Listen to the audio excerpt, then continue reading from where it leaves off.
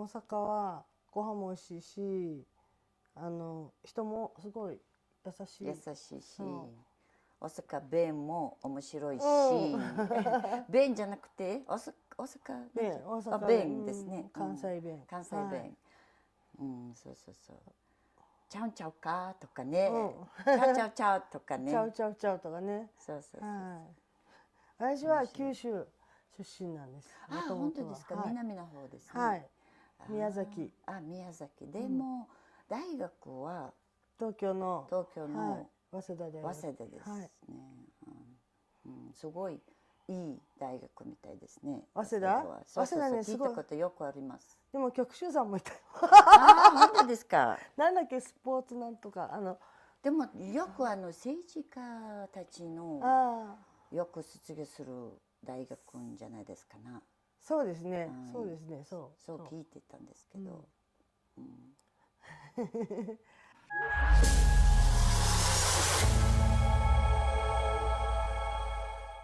はい、皆さん, сайн байцгаана уу?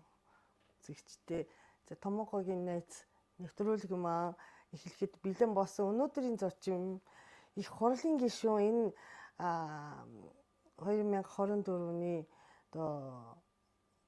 сонгуулиар сонгогдоод гишүүн болсон. Баярмаа гишүүн. Ирсэн байна, баярлалаа. За баярлалаа өрсөн. Бас Японд сурч исэн хүн юм бэ. Би ерөөсөө мэдээгүй. Харин тийм байна те. Тийм. Мастер хамгаалсан. Нэг тийм одоо бакалаврын зэрэг болоо суралцаагүй л дээ. Бакалавра хаана? Бакалавра Монголд. Зөв. Тухайн үед гадаад хэлний дээд сургууль гэж байсан. Тийм. Бакалавра хийсэн. Би таныг юу штэ анх нөгөө зургатаар хараад энэ нөгөө гишүүн болсны дараа ингээ хараад жаахан ах юм бэ гэж бодсон байхгүй юу? Жаахан ах юм бэ гэж бодоод нараа тэ сүүл дууцахта тэр Баярмаа гэдэг охин ч айгүй юм хил амтай бас хэрэглээ юм л штэ гэсэн чи ёо охин тий чи бидээрээс бол ихчтэй гэд тэрийг мэдээгүй. Тийм. Их жахаа. Та хэдээсвэл баггүй их жах. Баггүй бол биш баха. Тий. Тэг айгүй ийм хоолой бас байгаа байдал нь жаахан охин шиг харагдтыг. Хоолой гэж харин нөгөө би чи анх яг гишүүн болоод нөгөө комментууд явдсан шүү дээ. Тэгсэн чинь энэ нөгөө нэг залуу гишүүн юм шиг байна гэл яг хүмүүс андуурал бичээл тэгсэн. Нэг хүн тэгсэн чинь гүү аха хоолой нарийн хөгшин юм бэ гэ. Тийм үү. Тэгээ бичсэн байсан. Нэг одоо юу гэдэг шүү дээ. Арьс шиг ингээд хоолойнд чинь бас тийм одоо нөгөө чигтэй юм уу? Тийм хуурай биш байгаа байхгүй юу? Тийм бас байх уу? Тийм. Миний хоолой ч аим мэдэхгүй.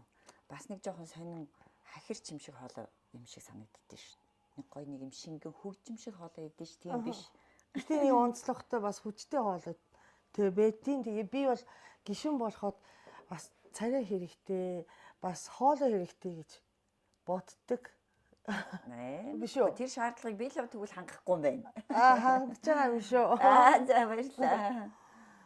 За анх удагаар одоо гишүүнтэй уулзч байгаа юм чи манай нэвтрүүлэг бол тэгээ би өөрөө гадаад хүн болохоор улс төрийн тухай те одоо утааг яах гэж байна ч гэдэм үү те тэр бол ярихгүй агуулган ярихгүй гэхдээ одоо яагаад их хурлын гишүүн болъё гэж бодсон бэ? Хувь хүний зүгээс одоо хэдүүлээ үзэгч болон томооконд ингээд Баярмаатай ингээд танилцж явъя гэж бодож байгаа байхгүй юу? Зөв. За яагаад тэгж бодсон бэ гэхээр мэдээж миний бага настай холбоотой, миний бас эцэг эхийн хүмүүжил, тэгээ гэр бүлийн орчинтой холбоотой. Яагаад гэвэл би чинь бас социализмын үед бага насаа өнгөрөөсөн шүү дээ. Тэгээ тэр үед чи бүх юм хаалттай байсан. Тэгээ манай аав болохоор тийм нэг одоо нэг тэрслүү үзэлтэй тийм хүн байсан. Тэгээ тухайн одоо социалист нийгмийг нэлийн шүүмжилдэг. Тэгээ тэрнээсээ болж ажил албанаасаа бас халагддаг. Намын гишүүн биш. Намаас хөөгддөг. Мэдээж тэр чинь баг албан шалтгаан шахам намд хэлсэн шүү дээ эхлээд бол. Тэгээд одоо намынхаа эсрэг янз бүрийн юм ярих ч үгүй юм уу те тухайн системийн эсрэг энэ төр юм ярихаар намаас нь хөөн. Тэгээ дээшээ ажил албар руу томилохгүй эсэргээрээ хална энэ төргээ тиймэрхүү байсан. Тэгээд яг гэр бүлийн орчинд бол манай аав чинь дандаа өглөө 4 цагт босоод юм бичээ суучдаг. Галын өрөөний гэрэл асаагаал. Тэгэл багш хүн байсан л да. Тэгээд тэр үед одоо социализм үеийн тэр нэг сурган хүмүүжүүлэгчгээ сэтгүүл өгдөг байсан билээ. Тэр сэтгүүлийн одоо нийтлэлийн 50% нь зөвхөн манай аавын нийтлэл. Оо тийм үү. Ганцхан хүний нийтлэл 50% нийтэлдэг, эзэлдэг. Тэгээд тэнцэнэ дандаа нөгөө боловсролын тогтолцооны одоо буруу зохисгүй талыг нь шүүмжилж энтер бичдэг. Тэгээд тэрийгээ бас сайжруулъя гэдээ бас асуудал төвшүүлдэг энтер. Тэгээд тэр тухай яриа хөрөө манай гэрт байнга болно. Тэгээ яг хүн чинь бас ийш тийшээ те ингээл одоо ажил алба одоо жижигхэн хэмжээний цөллөг маягийн юм хүн болоод явна шүү дээ бас баг багт чинь. Тиймэрхүү юм болдог. Тэгээд аав бол бидрийг бол багаас нь өөрийн гэсэн үзэл бодолтой бай гэж хатуу хүмүүжүүлсэн. Тэгээ яг 90 онд хувьсгал гараад манай аав өстө зүгээр магнаага хагартал баярлж исэн. Тэгэл хувьсгал гараад тэр үеэс ч л манай аав чинь энэ ардсан холбоо энэ төр илсээлтэй. Тэгэл тэрнээс хойш байнгын төрийн тогтолцоог хэрхэн сайжруулах уу? Энэ улс орны тий одоо байдлыг яаж зүй зохистой болгох уу гэдэг дээр байнгын судалгаа хийн. Тэрийгэ гэртээ дандаа ингэж санал солилцсон бид нартай. Тэгээ битэрийн санал бас тодорхой хэмжээр нийлдэг. Тэгээд ерөнхийдөө л гэр бүлийн орчинд байнгын тийм нийгмийн талаарх асуудал, улс төрийн тогтолцооны талаарх асуудал бол ярианы бас гол сэдэв болдог байсан. Тэгээ багаасаа нэг юм асуудлыг бол бас нэг олж харахыг хичээдэг тий. Энэ яагаад ингэ тийм бол гэдэг нөгөө аавын нэг тийм асуудал шүмжилтэд хандах сэтгэлгээ жоохон суудсан ч юм уу да багаасаа. Тэгээд яг хөө би чинь бас аавтайгаа нийлж ном энэ төр биччихсэн л да. Улс төрийн тогтолцоог хэрхэн сайжруулах вэ энэ төр гээд. Оо тийм үү. Хэдэн настай да? Тэр чинь заа үз нэг 2010-ад оны үе юм уу? 8 он ч юм уу. Бас л нэг нэлээд олон жил. 10 хэдэн жил. Тийм 10 хэд бараг 20 жилийн өмнө. Тэгээ ер нь гэр бүлийн орчин нөлөөлсөн. Тэгээ яг би чинь нөгөө 97 8 оны үед Ардчилсан намд илссэн. Тэгээ тэнд чинь нөгөө Ардчилсан залуучуудын холбоонд бас орцсон. Нарийн бичгийн дарга энтер гэж явж исэн. Тэгээ 2001-2 оны үед Ардчилсан намын үндэсний зөвлөлт хорооны гишүүнээр бас тухайн үед сонгогдоод нэлээд идэвхтэй явж исэн. Тэгээд нэг 2005 оноос хаа Японд сургуульд явсан. Тэгээд тэнд чинь 3 жил сурж ирэхэд одоо нөгөө манай Ардчилсан нам нэг жоохон асуудалтай болцсон. Нэг 2-3 бас салцсан маягтай байсан. Тэгээд тэр үед нь би буцааж одоо намд ороогүй, улс төрд ороогүй. Тэгээд одоо төрийн бас байгууллага энэ төр хуваарай байж байгаа. Сүүлд энэ 16, 15, 14 оны үед гадаадын амд бас дипломатаар ажилд ороод тэгж жагаад 16-аас 19 оны хооронд нөгөө төрийн албаны сэлгээ гэж явдсан шүү дээ. Тэр үеэр би их хурлын хамгийн газар зөвлөхөр ажиллаж ирсэн 3 жил. Гадаад харилцаанд нь тэгж явахдаа буцаад нөгөө улс төрд орох сэтэл дахиж төрөөд нэгсэндээ тэр чинь надаар дутаад байна. Тийм надаар дутаад байгаа юм шиг санагдаад идэг шиг. Тэг яг нь ерөнхийдөө за энэ бас буцаж ормоор юм байна да. Тэг бас энэ дунд бас өөрийн үзэл бодлоо илэрхийлж тэг нөгөө аавтайгаа багаасаа ярьдаг байсан нийгмийн асуудлыг бас өөрчлөх засахад бас хоёр нэмээр оруулах хэрэгтэй байна гэж ботсон үнэндээ. Тэгэл 19 онд би чинь гадаад ямны дипломат учраас Бээжинд томилогдсон уг нь зөвлөхөөр гайм шүү гинэ. Тэгэнгүүтээ тэрийгээ бас татгалзаад тэрнээсээ тэгээд төрийн албанаасаа бүр татгалзаад тэгээд нэг богинохон хугацаанд хуучны нөгөө Зээн Нарантуя гишүүний зөвлөхөөр ажиллаж агаад тэгээд яг ерөнхийдөө тэгэл төрийн албанаас гараад буцаад Ардчилсан намд ороод тэгэл нэгсэнд 19 оноос буцаад улс төрийн амьдралдаа идэвхтэй оролцож эхэлсэн. Тэгээ сүүлийн одоо нэг 5 жил орчим идэвхтэй үйл ажиллагаа явуулсан. Би нэг зарим юм дээр их гайхдаг байхгүй. Монголын одоо санал өгч байгаа хүмүүс тийм үү? Одоо арт иргэд гэсэн үг шүү дээ, тий? Улс төрчид эйгөө хүлээлттэй байдаг. Мандаа японочдын хажууд бол идэгдэг. Одоо жишээ харалтаа одоо нөгөө утааг тий улс төрчид нэг тийшээ болгож чадна гэж итгэж байгаа үстэй тий. Тэгдэ. Тий. Тэр идээл одоо байгаа болохоор би хувьдаа хэрвээ би Монгол хүн байсан бол итгэхгүй. Үгүй итгэхгүй биш. улс төр гэдэг юмнаас бүр амар айна. Хүндээ амар их акцент өгдөг. Тэ одоо улс төр одоо их хурлын гишүүн бол асар их ирэх мэтэлтэй гэж хүмүүс боддог. Бага байдлаас илүү тий. Тэгээд тэр нь ер нь яахгүй юу? Тийм юмнаас айхгүй юу? Айхгүй штэ. Тийм. Тэгтээ нэг талаасаа мэдээж одоо улс төрд орохоос бол айхгүй. Юунаас илүү айх вэ гэвэл яг өөрөө чинь саяны хэлсэн нөгөө улс төрчдөд итгээд байгаа арт юм байна тий. Тэр итгэлийг даана гэдэг чинь бас айгүй чухал асуудал тий. Тэгэхээр итгэлийг нь хөсөрдүүлэхгүй байх юмсан тий. Иргэдийн одоо хүсэж байгаа тэр зүйлүүдийг багч гисэн хийж өгөх юмсан. Мэдээж бид нар одоо тэнд очиод утааг ингээд сарниулаад тэ үлээж бол чадахгүй тодорхой. Тэгэхээр мэдээж хууль эрх зүйн орчин ямар байх ёстой юм, ямар өөрчлөлтийг хийвэл энэ одоо бүх зүйл зөв голдрол руугаа орох юм. Наазахын нөгөө төсвийгтэй хаана нь яаж зөв хуваарлах юм. Тэгвэл энэ нь яагаад иргэдэд буцааж одоо эргээр нөлөөлөх юм гэд улс төрчдөөс хамаарах зүйл бас байна л да. Тэгэхээр яг л хоёр талтай. Итгэлийн хөсөрдүүлэх бие гэж бол айна. Түүнээс ямар нэгэн юм хийн бүтээ гэдэг тэр зорилгоосоо бол айхгүй няцхгүй учраас л орж байгаа шүү дээ тий улс төрд. Зөө. Тэгээ яг хэвдээ тэгээ харамсалтай нь бас одоо улс төрчдийн маань нэр хүнд Монгол төрийн нэр хүнд бол бас унжил байна л да тий.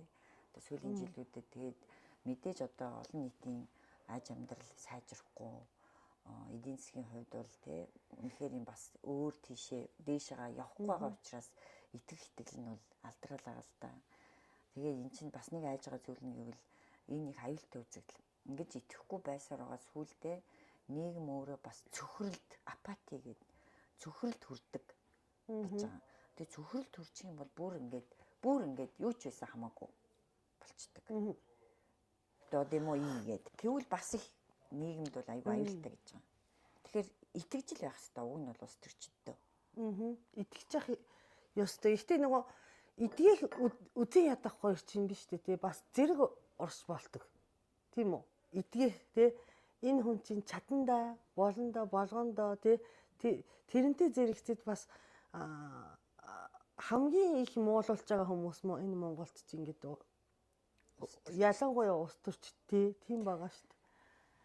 Тэр нь одоо нөгөө ерөөсөө үзэн ядалт нь ихсээд байгаа багасаад байгаа юм биш. Ерөнхийдөө ингээд итгэл байгаа болохоор зэрэгцээд ингээд үзэн ядалт зэрэг өндөр яваад. Тий аргагүй нөгөө итгэлийн хөсөрдүүлээд идэх ч юм уу те яг тэр нөгөө хүлээлтийг хангаж чадахгүй болохоор чинь л яг үзэн ядалт руу орчиж байгаа юм л да те. Тэгээд тэгсэн мөртлөө өөр одоо энэ нийгмийн асуудлыг чинь зөв зохистой болгох, хууль эрх зүйн орчныг сайжруулах гэд үндсэн гол тэр суур одоо шинжилэл зэргийг бол одоо арга байхгүй улс төрчдөлгийн. Тэ мэдээж иргэд болгоноос хамаарах зүйл бол байлгүй л яхав тэ мэдээж иргэд бол тэртээ тэргүй өөрснийх аваа явж байгаа шүү дээ. Тэртээ тэргүүл хөрхий өглөө гараал тэ ажил хөдөлмөрөө хийх юм хийгээл өөр хүүхдээ цэцэрлэг сургуульд нь хүргээл түгжрээл тог тасраал тэ утаандаа угаартаал ингээл энэ зовлон гэж чинь одоо бүгдээр зэрэг тулаал явж байгаа. Тэгээд өөрсдөөс нь чих юм хамаарна, төр засгаас чих юм хамаарна.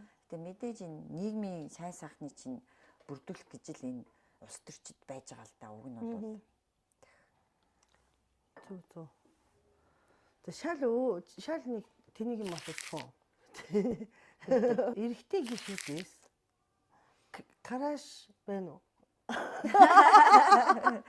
Краш гэдэг чи одоо орчин үеийн хүүхдүүдийн хэллэгээр юу юм бэ ер нь яг агуулгана. Ер нь ингээд нөгөө таалагддаг хүн гэсэн үг юм уу? Тийм. Одоо айдор үү те?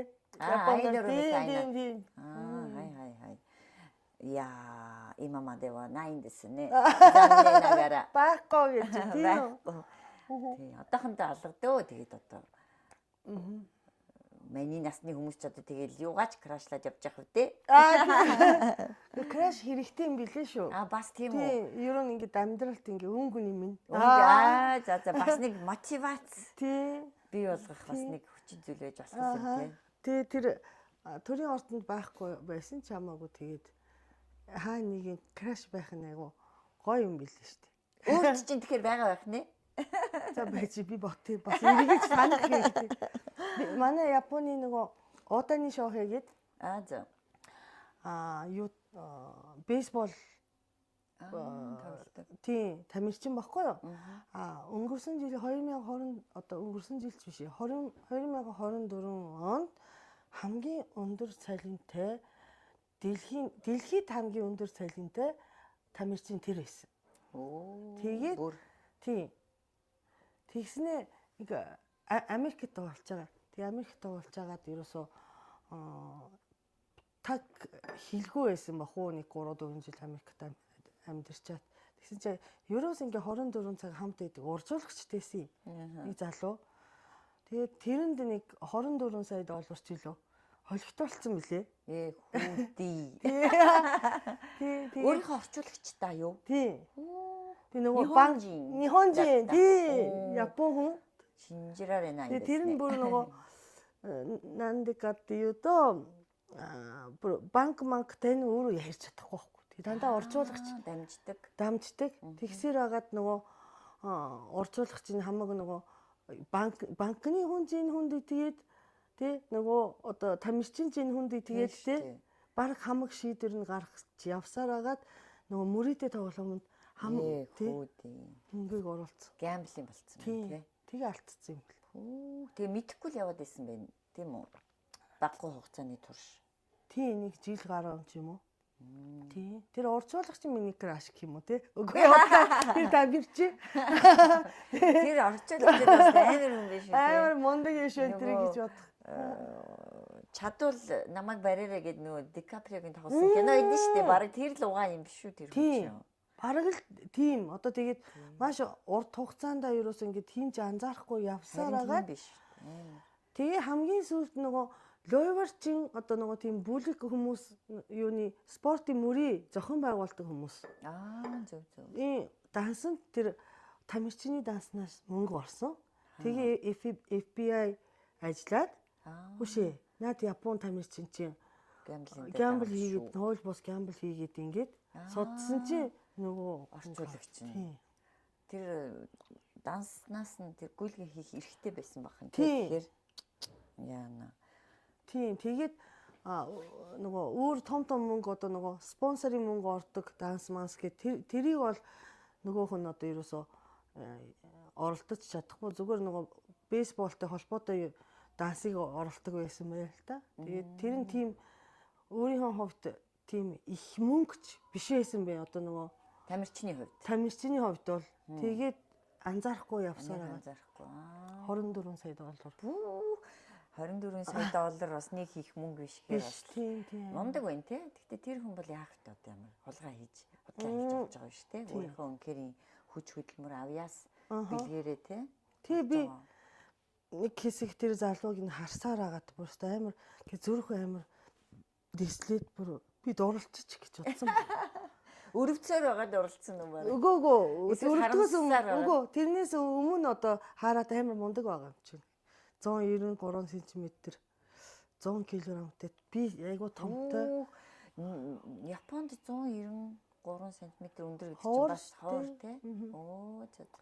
Тэг бүр зүрхэн сонин болоод хатар жахан ингээ байнгын тий улаан тэгээ халуун тэгсэн чинь тэр нь манай ах ингэнэ. Наад чинь дурлал биш шүү.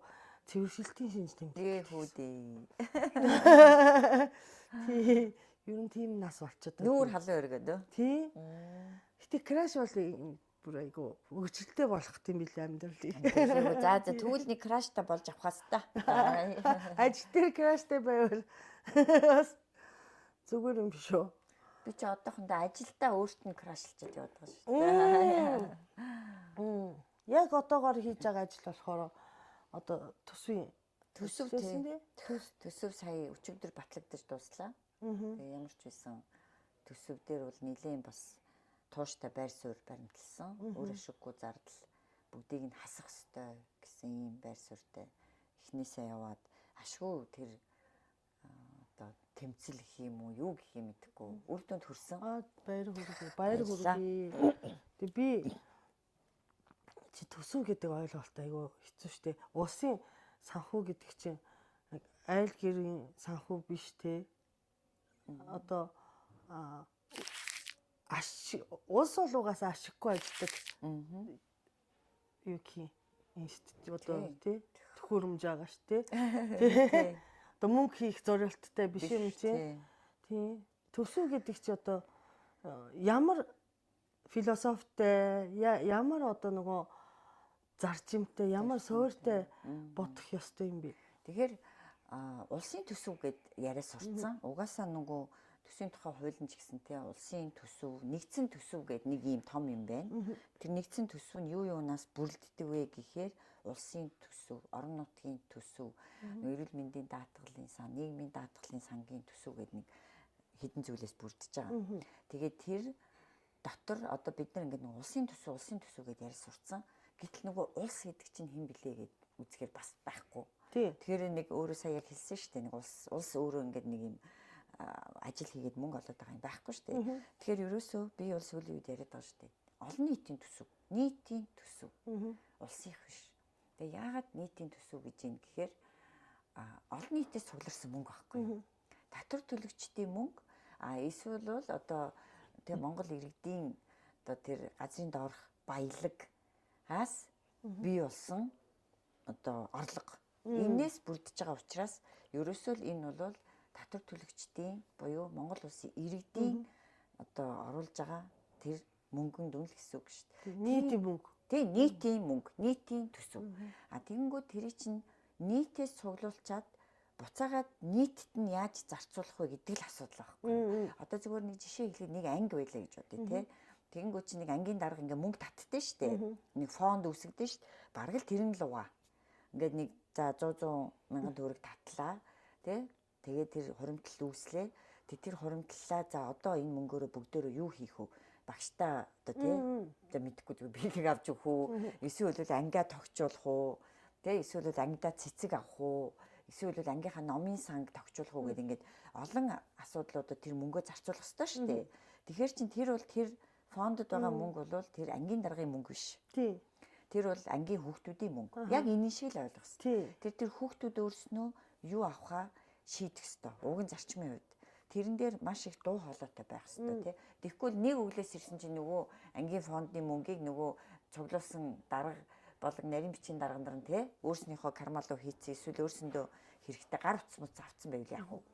Гэдэг дур мэдээж багштай бол яах вэ тий бүгднгөөр нь багштай дур мэдээд бэлэг аваад өгөөд ойлгомжсон байвал яах вэ? Эсвэл гар утас авцсан байвал яах вэ? Эсвэл бүр юу ч хийцэн байж магадгүй. Тэгж болохгүй үстэй. Тэгээ яг тэрэн шиг тэр чи ангийн хүүхдүүд нь өөрснөө иргэд яг нөгөө хуримтлалдаа татвар төлж гин тэрийг эргээд тэгэхээр зарчмын үед яах ёстой гэвэл яг төсвийн тухай хуулинд бол одоо төсвийг хэрхэн хойрлох тал дээр олон нийтийн хилцүүлэг явуулна гэж байдаг. Яг анхны тэр төслийг нь бол засгийн газар хийж байгаа тий сангийн яам бичиж байгаа. Тэгээд ингээд одоо веб пэйж дээрээ байршуулж байгаа. Тэр үед нь бол идэвхтэй оролцох хэрэгтэй болж байгаа шүү дээ. Иргэд одоо ангийн хүүхдүүд ингээд үгүй тэрэнд зарцуулъя, үгүй багшд бэлэг авч өгөхгүй, үгүй номын сандаа ном нэмий гээд ингээд гар өргөж байгаа болууга иргэд бас уг нь тим хэмжээнд оролцох хэрэгтэй байхгүй. Харамсалтай нь тэр хэсэг нь ерөөсөө өнөөдрийг хүртэл одоо бараг л хэрэгжээгүй гэж хэлж болно. Харин энэ жилээс магадгүй өөрөө ингээд бас сонирхсон уу төсвийг бол сонирхсон. Тэгэхээр энэ жил бол жоохон өөр төв. Тийм. Хүмүүсийн анхаарал татчихсан. Тэгээд нөгөө юу илээ ашигтай юу гэсэн бэлээ? Алдагдaltaгүй төсөв. Алдагдaltaгүй. Гэхдээ ер нь төсөв гэдэг чинь тэр чигтээ алдагдтал шүү дээ. Одоо нөгөө ашигтай компани биш байгаа юм чи тий. Тэгэхээр зарцуулалт нь хэр олон хүмүүсийг хэр хэмжээгээр ад жаргалтай болгох вэ гэдэг юм дээр тий. Ажлын байртай болгох уу. Тэгээ тухайн тэр чинь мөнгө зарж л байгаа юм чинь тэр одоо яг бизнестэй л адилхан шүү дээ тий. Мэдээж тодорхой хэсгийн за нэг гэр бүл байлаа гэхэд чинь ээж аав нь олсон мөнгөөрөө тий мэдээж хүүхдүүдээ хоол ундаа авч өгнө. Хүүхдүүдийн сургалтын төлбөрийг төлнө, автобус унааныхаа мөнгийг эн чинь болохоор урсгал зардал. Тий урсгал зардал. Тэгэнгүүт мэдээж тэр гэр бүл чинь бас нэг одоо хоримтлал үүсгэж явах хэрэгтэй шүү дээ тий. Нэг бизнес хийгээд одоо энэ компаниудтай яг агаар нэг тэгэхээр за өнөө жил ийм төгрөгний одоо орлого оллоо манай гэр бүл цаана нэг ийм илүү гаргаад тэрийгэ дахиад мөнгө олох бизнест оруулъя гэж боддог үсттэй. Ер нь бол хувь хүн айл өрх албан байгууллага ашигтай ажиллана.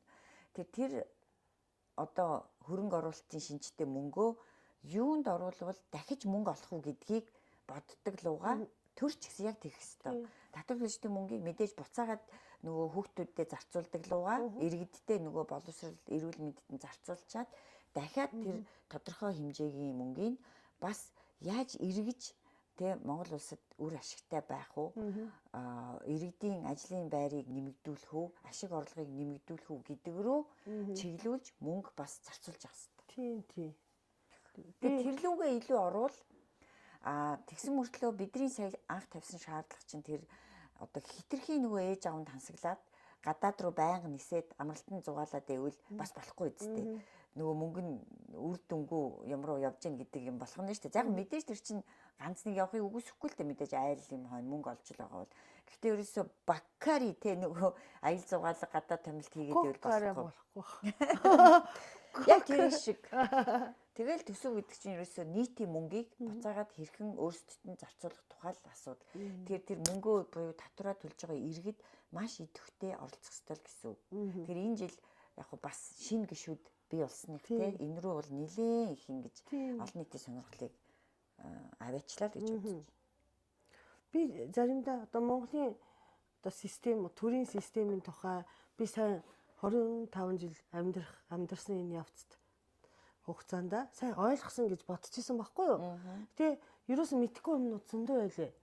Японы тухайс мэдэхгүй юм зөндөө байсан. 2011 онд газар хөдөлсөн шүү дээ Японд тий. Тэгэхэд Японд байсан үгүй юу? Үгүй. Би Монголд байсан л та. Тэгээ тэр чинь одоо тэр чигтээ ингээд бүр хойд хэсэг чинь тэр чигтээ нөгөө газар хөдлөлтөнд өөртөөд тий. Тэгээ ялангуяа Сендай одоо хойд нутгийн хамгийн том хот байхгүй юу тий. Сендайд нөгөө Мияги мучин захирагч бүр газар одоо нөгөө хохиролтой газруудаар ингэж явж исэн чинь хин ирлээ. Японы нэг тухайн үеийн сайд очиж байгаа. Сайд очиж байгаа. Тэгсэн чинь нөгөө мучин захирагч болохоор амар их завгүй бүр гүүсээр агаад сайдыг түр хүлээлгэж агаад араас нь хүрээд ирсэн байхгүй юу. Тэгсэн чинь шууд ингэж хэвлэл мэдээлэл байгаа газар сайд нь чи муу мучин захирагч байж төрийн сайдыг хүлээлгэлээ гэж загинсан байхгүй юу. Тий. Ер нь манай Японд бол тийм хандлагатай хүн маш ховор. Ялангуяа тийм шүү дээ. Тий. Ховор одоо kind хүмүүс байдаг. Тий. Одоо тийм зантай ч гэдэм үү тийм хүн ховор. Тэгсэн чинь мучин захирагч шууд хэлж байгаа байхгүй юу. Та төрийн захиргааны системийг мэдхгүй юм байна. Муучвал сайд төр засагт захирагдахгүй бас төрийн нэгч байдаг. Сайд ирээд сайд чинь надаас мундаг те төрийн одоо захирагчаас мундаг. Тэгээ би одоо эзэн хаанд тэг бүх хийдэг шиг танд бол хизээж бүх хийхгүй. Энэ бол манай Японы систем гэж загинсан байхгүй юу? Мундаг биш тий. Би бас ингэж засаг одоо төр засагийн доор ингэж хөдөө орон нутгийн нэгч байдаг гэж ойлгож исэн бол Японд бол биш юм бэ. Тэр нь одоо докурицу тий бие даасан систем явдаг. Тэгээ Монголын тухай би ерөөсөө ялангуяа хөдөө орон нутагт би Сэлэнгэд амьдардаг. Тийм. Сэлэнгэд хагас Шаамарт. Зүгийн чиштэй тий. Тэгээд одоо ер нь ингэж тийм орон нутгийн системийг сайн мэдтгүү. Тэгээд орон нутагт чинь Японд бол ингээд бие даасан санхүү байдаг. Монголд бол ямар эдийн гэдгийг мэдэхгүй байна гэд сая бодсон байхгүй тэгээд. Яг уу Монголын систем чинь бол одоо 21 аймаг байгаа тий. Тэгээд аймаг тус бүр бас нийслэлтэйгээ түүгээрээ нөгөө иргэдэн бас тэр төлөөлөгчдөө сонгодог. Тэр бол нэг хэрэгтэй. За улсын хурлын гишүүнд бас одоо тусад нь сонголт хийж саналаа өгдөг бол яг өөрийнхөө одоо Улаанбаатар хотыг хинээр төлөөлүүлэх дээрээ бас тусдаа мэдээ санал өгдөг те. Тэгээд Улаанбаатар хотын одоо иргэдийн төлөөлөгчдийн хурал гэж бас байгаа. Яг тэрнтэй адилхан сум болгон бас өөрийн иргэдийн төлөөлөгчдийн тусдаа бас байж байгаа. Өөрснийхөө сумын иргэдийн төлөөлөгчдөө сонгодог. Тэгээд тэндээсээ засаг дарга сонгодог. Тэ? Жишээлбэл тийм. Тэр иргэдийн хурал нь засаг дарга сонгоно.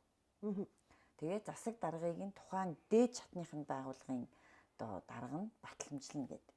Одоо ерөнхий сайд маань жишээлбэл аймгийн засаг дарга нарыг батламжилдаг. Сумынхыг аймгийн засаг дарга нь батламжилдаг. Гэхдээ яг нэр дэвшээд явах тэр процесс нь болохоор хурлаасаа гардаг. Ийм нэг системтэй л дээ. Гэхдээ аль ч утгаараа одоо хуулинд юу гэж бичигдсэн байна? Яг хуулийг л дагаж ажиллах хэрэгтэй. Мэдээж төрийн одоо албаны тухай хуулиар бол шатлан одоо захирах ёс гэж байгаа. Тэгээ мэдээж одоо удирдлагын доорн байгаа албан тушаалтан яг дээд удирдлагт байгаа одоо тий хүний бол мэдээж хүнд итгэж харьцсан. Дээрээс нь мэдээж тэр тухайн байгууллагын хэмжээнд гарсан тушаал шийдвэрийг бол ягштал дагаж биелүүлнэ. Гэхдээ нэг зүйл их чухал. Юу гэвэл зөвхөн хуулинд нийцсэн тушаал шийдвэрийг л биелүүлнэ. Тийм. Ямар ч ажилтан. Хувийн харилцаанд бол тэр нөлөөлөхгүй.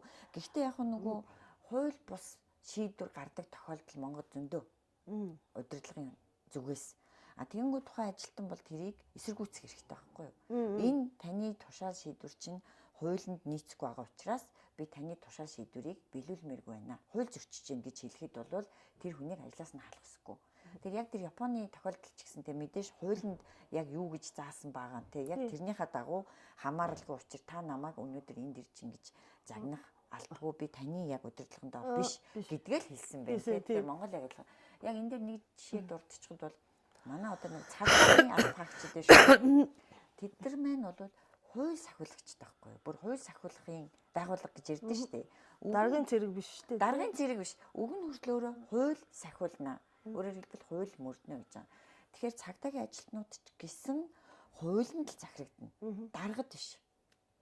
Тэнгүүд тэр дарга цэрэг одоо цагдаагийн дарга ямар ч одоо жагсаалт цуглааныг одоо тараах, хориглох те хууль бус шийдвэр гаргах юм бол тэр цагдаагийн ажилтнууд одоо тэр цагдаагийн даргынхаа тушаалыг гүйцэтгээд тэнд очиод тэр одоо жагсагчдыг тарааж болохгүй л гэсэн үг. Яг л хуулиар баримтлана цагдаагийнхан бол.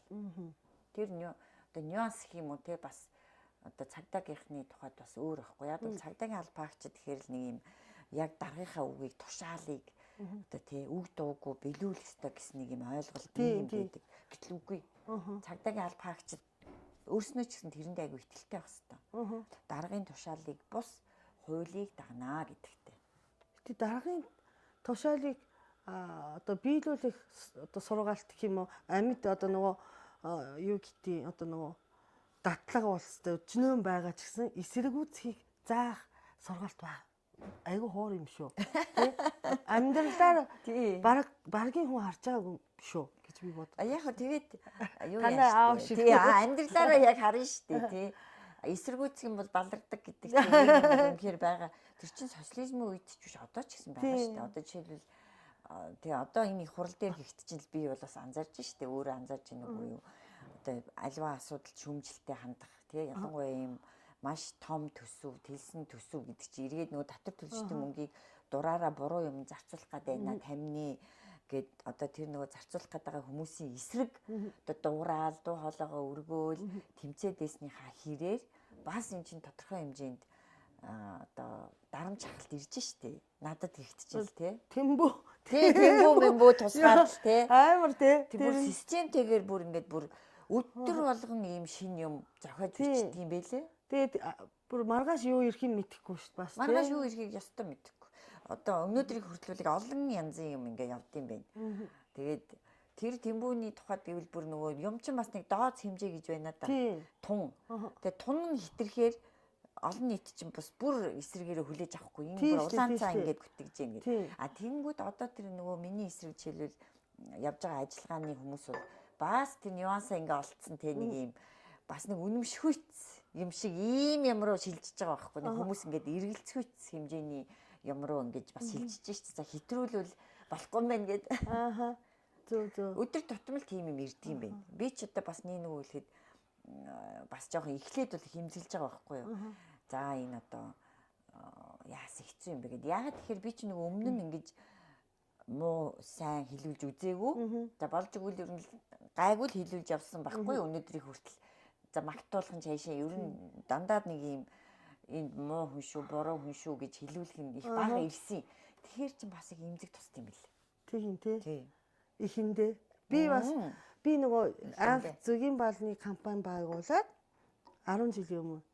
Тэгээд энэ зөгийн баалыг бусдаас илүү яаж зарах вэ гэж бодоход одоо би нэг энд байгаа гадаад хүн тий айгаа хувар тийм болохоор бас хүмүүс танихта Томоогийн зөгийн баал гэх юм бол хүмүүс авдаг болчихвол гэж бодоод сошиал дээр ингээд идэвхтэй тий дуртай дургу одоо нэг сошиал дээр юм ярьдаг орох нэвтрүүлэг байвал би оръё гэдэг. Тэг явж хийсэн. Тэгсэн чинь ингээд юмнаас одоо юу гэдэг юмд оролцдог Япон тэргээ тэр бол бас гайгүй энэ тагнуулстай зайлаасаа энэ бараг хучаа баха. Янз бүрийн юм ирнэ. Одоо сапирсын одоо юу илээ? 90-д амар их юм ирнэ. Тэг ерөөсө 3 хоног тэрийг хараад юу ч бодохгүй одоо юу ч бодохдохгүй болчтой юм л. Тийм уншхаач байгаа л сонирхооч байгаа л тийм. Тэгэл шинжтэй л юм байна. Одоо тэгээд аль болгоно тэр чинь ингээл хөдөлтөл явах гэдэг. Яг би бол одоо эмзэглэх бол нэг хэрэг тусдаа. Тэрийг бол ингээл хүмүүс бас их олон янзын хандлагаар ханддаг юм байна. Ингиж муухай гүтгэж яахад өөрөө чухам яаж исэн мэдэхгүй гүтгэж яахад шүүх цагдаад өгөөч нэр төрөө сэргийлгээ гэд олон хүн ингэж хандж байгаа юм л да. Тэгээд би бол тэрэн дээр бол ямар ч хэлсэн бас бодож байгаа. Яг л би чи нэг арцлан намын гишүүн. Энд чи нээлттэй нийгэм тий одоо хүний үг үзэл бодлоо илэрхийлэх эрхийн төлөө байдаг хүмүүс. Дээрээс нь би чинь бол ерөнхийдөө тэр нөгөө одоо хэвлэл нийтэх хэрэгчлөөг бол бас дээдэлдэг хүн. Тэр утгаараа нөгөө эрүүгийн хуулинд элтэд худал мэдээлэл тараавал нөгөө 13-14-өөр эрүүгийн одоо шийтгэл хүлээдэг байхгүй юу? Би тэрний эсрэг байдгийн. Тэрийг эрүүгийн ял биш, иргэний хэрэгээр шийддэг болоо. Үнэхээр элтэд худал мэдээлэл түгээсэн бол тэр өндөр хэмжээний торгуул төлөх юм тий. Тэгэж арга хэмжээ авахгүй бол бүр учиргүй эрүүгийн ялтан болгож болохгүй гэж ингэж одоо үг дуугаа илэрхийлдэг хүний хувьд бол би хэнийг ч тий шүүх цагдаад өгөхгүй гэж байгаа. Ямар тач одоо тий аль төвшөнд тэр юм явж одоо гүтэх юм би бол одоохондоо мэдэхгүй л байна. Гэхдээ ямар ч байсан бол тэгж л бодож байгаа. Тэгээ сүүл рүүгээ бодвол тасгайлгүй дээ тий. Тих баха. Угаасаа тий угаасаа ихт Японы Америк чинь бүр амар биш тий. Хараад хат тэгээд дасчдаг тэрэн дээр тоглолт хийдэг. Одоо саяны нөгөө тий ус төрч гэдэг чинь бас тийм юмыг бас өөртөө ирсэн дайралтыг айгу бас ашиглах чадвартай болцдог юм шиг санагдаад идэв шүү дээ. Харин одоо би бол нэг тэрийг нэг ашиглах чадвар хараахан суугаагүй байна. Тэгээ бас тэр чинь бас эвгүй юм байлээ. Жишээлбэл одоо сая нэг хэсэг чинь намайг чинь нөгөө янз бүрээр тэмбүү мэмбүү гэж тэгжсэн чинь би чинь нөгөө нэг алдарт ваучерыг чинь нөгөө эсэргүүцсэн хүн шүү дээ. Эсэргүүцч нөгөө зарчмын зүйтэй санал их хуралд оруулж олон нийтийн сонорт хүргэсэн байхгүй юу? Уг нь бол тэгээ би чинь тэрийг эсэргүүцээр л яваа шүү дээ. Тэгсэн чинь сая одоо жишээлбэл их хурлын чуулганаар нэг тэр холбогдох хуулийг нь хилэлцэх эсэх гэдэг ийм санал хураалтыг өгдөхгүй юу? Яг тэр ваучертай огт холбоогүй. Би харсан. Тэгсэн чи яг яс юм дээр нөгөө ваучер нь тэртээ рүү хасагдсан. Нөгөө шин төсвөр байхгүй. Нөгөө олон нийтийн сонор түргээд олон нийт эсэргүүцээд эхлэхээр нөгөө холбогдох тэр албан тушаалтнууд чинь бас төсөвт оруулахгүй шүү дээ. Ирэх биш хасан шүү дээ. Тэгээ тэртээ рүү хасагдсан учир тэр хилцэг асуудалч байхгүй. Шал өөр зүйлийг хилцэж явах тэр соёлын одоо хуулийг нь хилцэх хэсгийг ярьж явах үед коно ажиллахгүй байхгүй одоо өчигдөржөнгөө өнөөдөржөнгөө те миний хажилсангүй л гişүү дандаа л гараа өргөөл ингэж идэв штэ. Тэгээ минийх бас тэр өдөр ажиллаагүй байхгүй яг тэр момент нэг юмыг дэмжсэн. Тэгсэн чинь дэмжсэн ч биш. Ингээд дарах гэхээр гацчихаар автоматар татгалцсан руу орчдөг байхгүй юу? Татгалцсан руу дэмжсэн ч биш. Тэгэнгүүт тэр соёлын хуулийг хилэлцэх эсхийг дэмжээгүй болж хуурч байгаа. Тэгээ дэмжээгүйгээрээ нөгөө тэр асуудлыг дэмжиж байгаа болж байгаа чим шиг болчихж байгаа байхгүй. Гэтэл үнэн хэрэгтээ бол хон товооны ямар ч тэр соёлын ваучертай холбоог. Тэгэнгүүт чинь тэр жижигхэн агшныг үлгэж аваад нөгөө гүтгдэг харлуулдаг хүмүүс чинь өстө зүгээр энэ өстө орон гараа нүүртэй орон гарan нөгөө ваучраа дэмжчихлээ гэлтэй бүр сүулдэ бараг тэр номын сайдаас мөнгө авцсан болж хувираад ингээл ерөөсө бас л божигнуулд юм бэлээ. Гэтэл би тэр ямар юмны сүулдэ би бас асуусан шүү дээ. Номын сайд та одоо лобби хийгээд те одоо энэ ваучраа дахиж оруулж ирэх гээд лобби хийгээд мөнгө тараагаад байгаа юм уу? Надад бас өгчихсэн юм уу? Та нэг хариулаад өгөөч гэд би бас сошиалаар асууж байгаа юм чинь. Бүр тэрэндээ тулж байгаа юм чинь. Тэгээд мэдээж тийм юм болоогүй. Хасагдсан хэвээрээ. Тэгэхээр ингээл гүтгэлэг бол их л явд юм бэл. Тэгээ ялангуяа ингээд юу одоо нөгөө хэвлэл мэдээлэл харахад номын байна.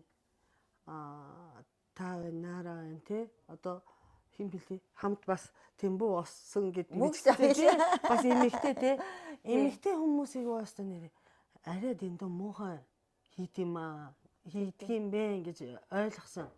Ер нь одоо тий. Гэтэл чин тэр нөгөө янз бүрийн бас асуудал орооцолтол асуудал тариал эсвэл бол бас асуудлын эсрэг тэмцээл ингэж байгаа олон хүн байгаа шүү дээ эрэгтэй эмэгтэй. Тэгэхээр чи эрэгтэйчүүд рүү тэр дайрах хандлага нь яг магад эмэгтэйчүүдийнхээс арай бага байд юм. Харин тийм билээ. Ярих юм баг. Тэр бол нэг нь тэмбүү ярих юм бол тултал яриад эрэгтэй гişү одоо тэгээд эрэгтэй гişүнийг бол тийм юмтай холбохгүй байгаа байхгүй. Тэгэхээр энэ одоо цаана бичиж байгаа зохиол бичиж байгаа хүмүүс бол яалтчгүй эрэгтэй. Яг үнэ. Тэ. Яг тэгээд эмэгтэйчүүдийг бас их сул дорой иймэрхүү асуудлаар гүтгэх юм бол тэгээд дахиж дуурахгүй болно гэж боддtiin юм шиг байгаа юм тий. Хямраад шоконд ороо юг боли гэж бод.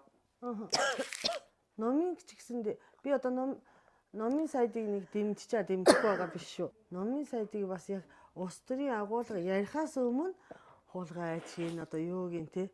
Яг нөгөө агуулга яг нөгөө хууль ярихаас өмнө тийм юмар ингэж байгаа хаа. Ингэхэр тэр хүн одоо яг ямар хүн бэ? Юу хийх гээд байгаа нь юусэн мэддэхгүй байгаа дах. Хөрхий. Би бол харин тэгээд номын сайдыг бол хэлж байгаа. Номын сайдын буруу биш. Яг тэгвэл засгийн газрын гишүүн хүн, салбарын сайд хүн. Тэгээд тэр хүн одоо юу зөв гэж бодсон. Тэрийг одоо төсөвтөө суулгаад тэрнийхээ төлөө хамгаалж ярих нь бол буруу биш. Тэр хүний ажил. Тэрийг дэмжихгүй байх нь бас миний эрх. Тэрийг нь дэмжих нь иргэдийн бас эрх. Бас нөгөө талдаа дэмжихгүй байх нь бас л иргэдийн эрх. Тэгэхээр бол энэ дээр бол ингээл хоёр талцуулаад авах хэрэг байхгүй тий. Тэгээд угаасаа парламент гэдэг чинь ерөөсөө бүхэлдээ л мэтгэлцээ. Тий. Мэтгэлцээний эндэр шүү дээ. Тэгэхээр тэн дээр бол янз бүрийн мэтгэлцээ явдаг шүү. Зүг. Ихтэй маш хурдан япон хэл сурсан юм шүү.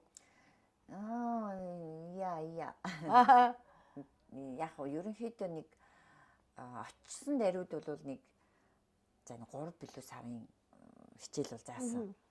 Тэгээд эн чинь хүссэн үсээгүй Япон улсад амьдарч байгаа юм чинь тэгээд одоо ямар ингээл англиар ярих гад ч юм уу эсвэл монголоор ярих гал яваад иж болохгүй өөрөө ирэхгүй л тухайн улсыг хэлийн сурч вэж миний одоо тэнд амьдрал арай хөнгөн болж байгаа байхгүй юу. Тийм учраас тийм хамаагүй ашигтай тий хамаагүй хөнгөн болж байгаа юм л да. Тэгэл сурсан. Гэхдээ тийм одоо нэг албан ёсны бол тий одоо хэлийг нь сурах тийм сургууль соёлд нь бол сураагүй шүү дээ. Өөрөө ирэхгүй нөгөө өдөр тутмын амьдралд хэрэгтэй учраас сурсан. Майнич нөө кайва гурай. Нэ гэдэг шиг. Томодачи ва имасу ка нихон? 今はほとんどいないんですね。あの時もちろん行ってたけどね。日本人の友達の。そう日本人の友達とか。日本人の友達の場合は英語で喋りたいんです。私の場合は日本語で喋りたいんですね。Японы найзууд маань болохоор тэг ингээд англи хэлээ сайжруулах гэдэг англиар ярих гэдэг. Тухайн үед чи бид нар болохоор нөгөө япон хэлээ сайжруулах гэдэг японоор ярих гэдэг. Бас их хөвгөлтэй. Тэг Япон улс их надад нэг сонир санагдсан юм бол монголчууд болохоор нэг ийм нөгөө үр дүнд суурилсан тийм амьдралын хэв маягтай байхгүй юу? result based гэх те. А би Японд очиод гайхсан юм нь бол биднийхээ шал өөр. Нөө process based те. Үйл явцад суурилсан ийм одоо амьдралын философитой улсууд юм билээ шүү дээ те. Тэгэхээр чи бид нар чи очиод мэдэхгүй нөгөө монголчууд чи нэг те ингээд нэг тийм хичээлийн явцад бол нэг тэгж өдөр тутам ингээл хичээл мичээл хийгээл бас нэг тэгдэггүй артдаг юм шүү дээ. Тэгээ явж байгаа Шалгалтандаа сайн тий дөхүүлж агаад шалгалтандаа нам бэлдээл ороод нам онц авдаг нэг тийм категори улсууд шүү дээ монголчууд. Тэгсэн чи Японууд ч шал өөр юм билээ те. Би бүр гайхсан шүү дээ. Гэтэ тэр чинь бас юу байгаа ч тий. Удирдах зөв талын хүмүүст бол амар ашигтай айгүй амархан удирдахдаг систем байгаа байхгүй. Тэр чинь нөгөө соёл систем хүний бий болгосон юм. Багш нар ч гэсэн өнөөдөр авсан оноо бол чухал биш. Тий. Яг үнэ. Тийж ярьдаг байхгүй юу? Тий. Тэгэхээр яг хөө тэр бас их зөв юм бэлээ. Би ингээл тухайн үед бол бас асар гайхаж байгаа байхгүй юу? Үгүй яагаад ингэж байгаа юм болоо гэд. Жишээлбэл би одоо энд чинь нөгөө анх шалгалт өгөөл тэнцэл явж байгаа шүү дээ. А тэгэнгүүт чинь очисон хойно яг тэр шалгалтыг дахиад авч байгаа юм. Тэгэнгүүт тэр шалгалтыг ингээд дахиад авна гэдэг чинь яг тэр өмнө Монголд байхдаа би өгсөн шалгалтыг л дахиад авч байгаа байхгүй юу? Жишээлбэл тэгсэн чинь тэр шалгалтын дээр надад тааруудыг тавьчихгүй юу? Би бүр гайхаад үгүй энэ ч яг л ижлэгэн шалгалт ямар учиртай юм болоо гэсэн чи яг тэр үеэр тэр зуны амралт одоо жишээлбэл хавар нь очоод тэгээд намар хичээл эхэлдэг штеп. Тэгмүүд би хавар нь очоод Японы хэлнийхаа тэр курст нэг 2 или 3 сар сурчаад тэгээд нөгөө амралт юм чи Америк явчихгүй юу? Тэгээд Америк явчаад буцаж яг тэр намар дахиад шалгалт авч байгаа. Тэгэхээр би тэр шалгалт өгдгийн нэг хэдхэн хоногийн 2 хоногийн өмнө л ирсэн байхгүй юу. Тэгээд ирэхдээ би чинь бас нэг хөлөө нэг жижигхэн гимтээсэн.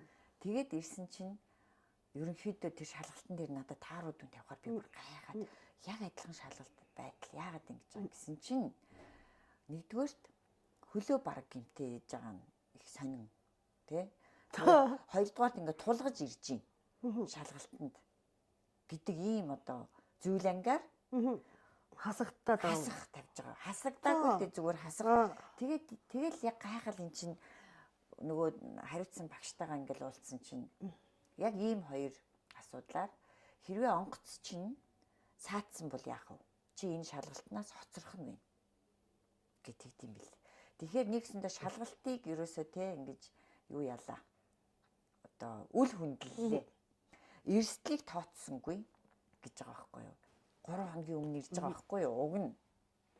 Тэгэхэд л одоо магадгүй онгоц цаатаад бас 2-3 хоногыг үүсэхгүй. Тэгэхээр одоо Японы риск менежмент 7 хоногийн өмнө бараг ирэх хэрэгтэй. Гэтэл чи бол одоо 3 хоногийн өмнө ирж байгаа нь гэж үздэг юм билээ.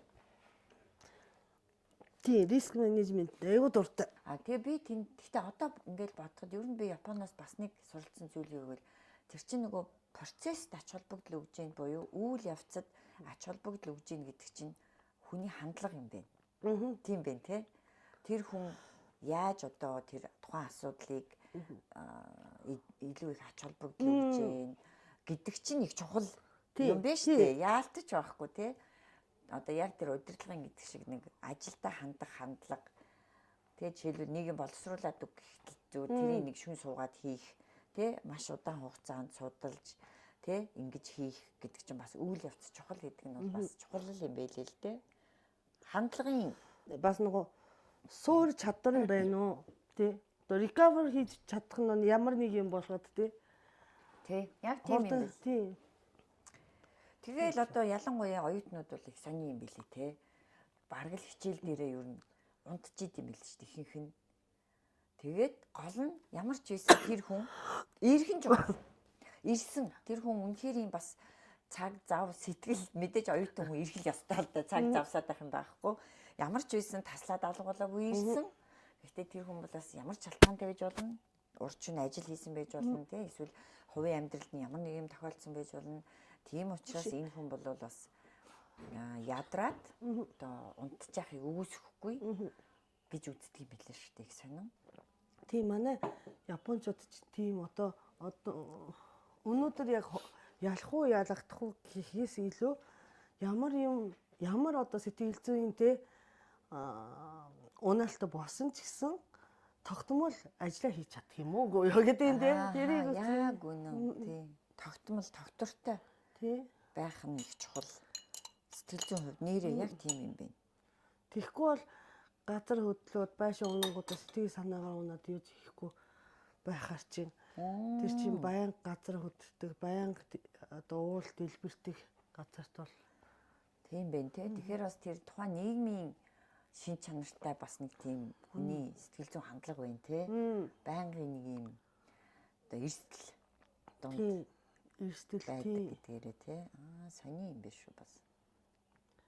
Тэгээ бас тосгоны соёл гэх юм уу те. Бүгдээрээ ижил юм хийж бэжиж одоо нөгөө санаа амардаг юм байгаа. Минь унажи баймаар идэг. Нэг өвөрмөц хүн байх юм бол бүгдээрээ тэрийг цох юм. Одоо ижимээр нэ. Одоо нөгөө нэг хадаастай холбоотой. Хадаас дэрэггүй юу удараар. Соо. Тэр бас илүү гарсан хадаасыг цохон гэдэг. Тий, яг үнэ. Цохигтэн гэдэг. Тий. Тэгэхээр нөгөө Нихоны баяа одоо манай аав шиг тийм тэрслүү үзэлтэй хүмүүс бол бүтэхгүй тий. Ихтэй бүр хэтэрхий дээшээ гарсан хадаасыг бол хүн цогч чадахгүй болчдөг байхгүй юу? Яг тийм тий бас скош дакив, чотто дакив л ингээд ярьцдаг тий. Нэг бол тэгэхээр бүр ингэж хоёрын хооронд бити ял гэсэн үг шүү дээ. Нэг бол минато оножи бай. Эсвэл өөрийгөө одоо намайг хөлийн зөвшөөр гэж хэлж чаддаг хүчтэй бай тий. Эсвэл яг үнэ яг л тийм байна л та. Тэгтээ яг тэгээд хүний одоо хандлага аашаавар ген гэж юм биш үү те цусаар дамжаад явж шít. Тэр бол тэгэл яг л тэр гэрэл байж идэг. Тэгээ би одоо Монголд удах тусмаа одоо 25 анх ирснээс хойш бол за би 26 ер нь хэдэн жил болсон бэ байж байгаарай. Хэдэн онд ирсэн? 96 онд ирчихсэн баг. Тэгэхээр баг 30 жил болчих анх ирсэн өдрөөс бол ирэх жил 29 тий. Тэгээ ихэнгуудаа удах тусмаа би энд гадаадах юм байна гэсэн сэтгэгдэл киможи төрдөг детекторыг олж хардаг өөрөөсөө тий би одоо тий 30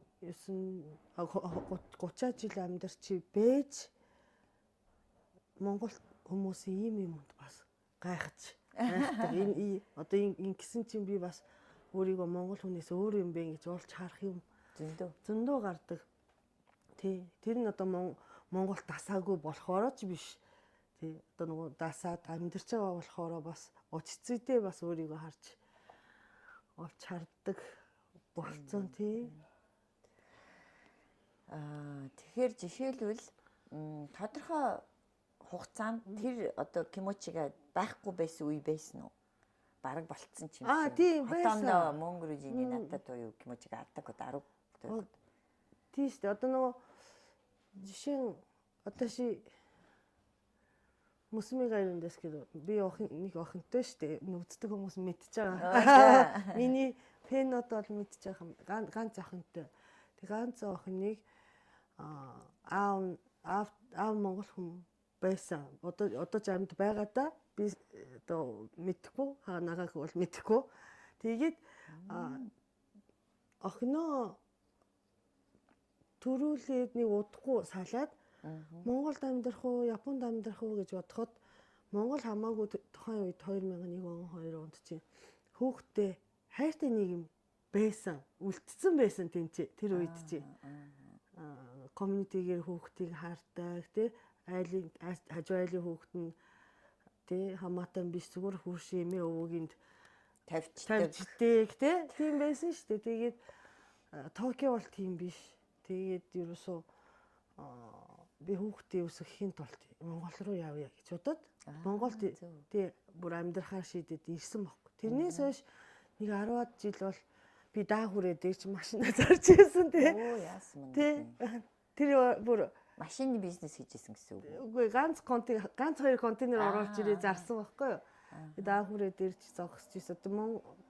Бараг тийм Монгол эрэгтэй хүмүүсийн хийдэг юм би хийж чадсан баг Монгол хүн шиг болсон гэж бодож ирсэн.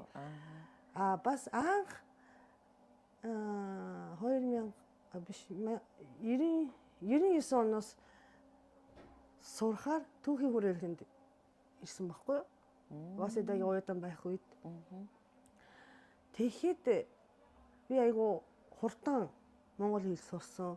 3 сарын дараа гэхэд хүмүүс ярьж байгаа юм бол их ойлгодог болоод 6 сарын дараа тэг үнийн худлаа эвлүүлж өөрийгөө ойлгуулж чаддаг болсон баг. Мундаг биш үү?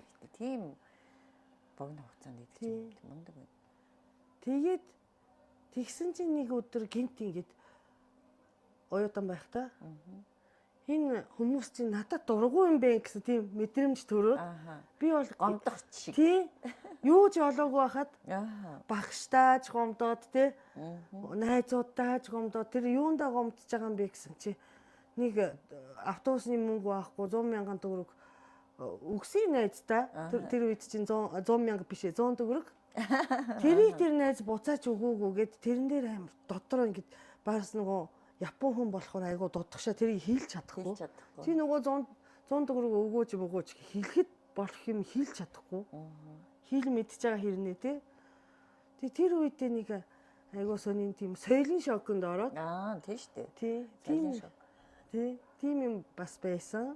Тэгээд тэрийг даваад нэг хэсэг ингээ бүр монгол хүний хийж чаддаг бүх юм хийчихэр санагдсан өөрийгөө тий. Тэгсэн чинь одоо сүүлийн үед чинь бас шал өөр юм бэ.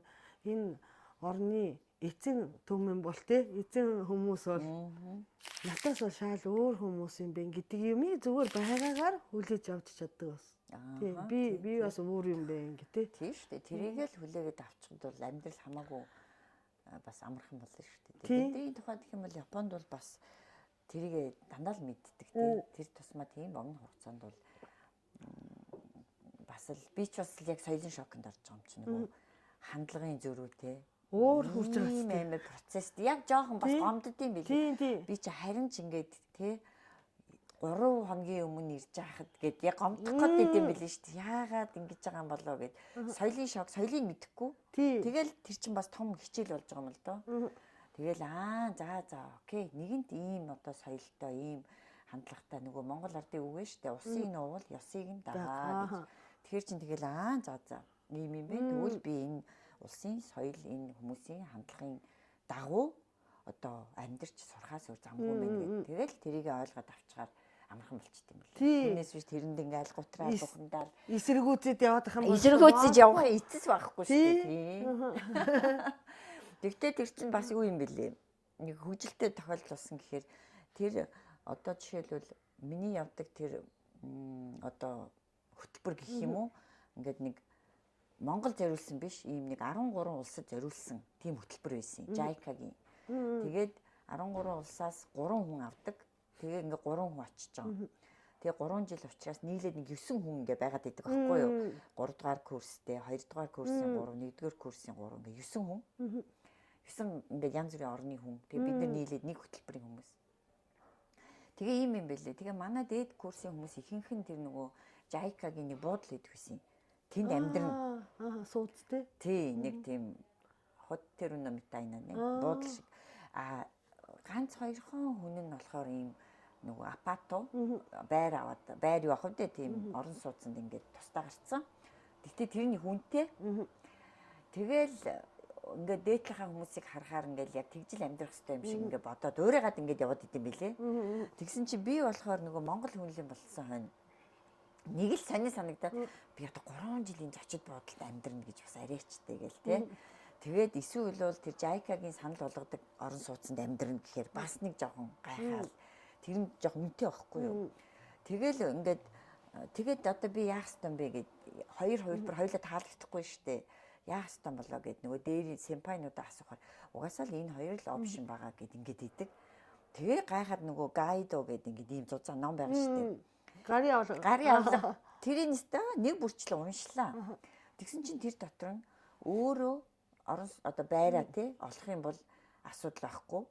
А өөрөө олж чадахгүй нөхцөлд JICA тусалж өгнө гэж байгаа байхгүй юу? Тэгэнгүүт чинь нөгөө JICA чи яг үдэ сайхан сэтгэлтэй гэдгээрээ ингээд олж өгөөд байгаа байхгүй юу? Тэгэнгүүт нөгөө хэдмэн тэр олж өгсөнд нь орчдөг. Тэр нь жоохон үнэтэй мэдээж нөгөө аншин тий нөгөө аюулгүй байдал талыг бодоод жоохон үнэтэй юм сайн байр олоод өгчт юм шүү. Тэгээ би тэр гайдыг уншингууд би бас өөрөө олж болох юм биш үү гэж бодож байгаа байхгүй юу? Тэрийг би мэдэж аваад тэгэл өстө байр хайгаал давхицсан. Тэгэл байр хайхын тулд эн чи хэл хэрэг болж байгаа юм тий. Тэгэл хүмүүстэй харьцаал яриад тэгээд өөрөө давхиж явж байгаад тэр чи хамаагүй хямдхан байр болж байгаа юм чинь. Тэгээд зочид буудлаасаа гараад тэгтээ JICA-гийн санал болгосон байранд биш. Хамаагүй хямдхан сургуультайгаа ойрхон айтайхан байр өстө тэмцэж явж олж авна гэдэг шиг олж авч орж исэн. Тэгээд тэгэнгүүт чи нөгөө манай нөгөө цуг нөгөө хоёр Непал, Боливийн хоёр бас ингэж болох юм биш тэгээд нөгөө дээд хэд чинь бас хүүе ингэж болох юм уу? Үгүй ингэ бичсэн биш дээ болд юм байна гэд. Тэгэл манайхын чинь барыг ташраараа гарах нь гараал нөгөө зочид буудлаас гарах нь гараал байрлуу те. Тэгээ байрдаа бас хямдхан байрмаар хайгаал ингээл явчт юм бэлээ. Тэгэхээр мэдээж тэр тухайн улсад амьдрахтаа яг ямар дүрм журмын хүрээнд амьдрах уу гэдгээ бас сайн судлах хэрэгтэй юм билээ. Тий. Ямар гарц байна. Ямар боломж байна. Ирэх вэ тий. Ямар ирэх байна, боломж байна, гарц байна гэдгийг ингээд аюул сайн судлахгүй болохоор ингээд хүний үгээр юм хүнд хөтлөгдөд яваад байвал бас тэр өшөө сайн боломжуудыг олж авч ашиглахгүйгээр л дуусах магадaltaй юм байна. Тий, наад чинь гоё түүх шүү дээ. Харин гоё түүх шүү. Тэгээ бүгд гарч мараад шүү дээ. Бөөн бодлаа болсон шүү дээ. Тэр 9 хүн. Тэгээд ямар байранд байсан? Тэгээд одоо жижигхэн одоо энэний тал шиг галтгоотой. Тэгээд нэг өрөө. Галтгоотой нэг өрөө нэг жохон тий. Яг нэг Япон стилийн. Тэгтээ яг тэр чинь оюутан хүнд бол тий. Болол явчаа. Тэгээд яг тэгээд сүүлдээ тэр чинь юуж байгаамаа бас ингээ левел ахаал явна шүү дээ. Тэгэнгүүт нөгөө манай Осакагийн их сургуулийн дотор байр гэж супер дотор байр байсан байгаа байхгүй юу? За. Бүр 3 өрөөтэй.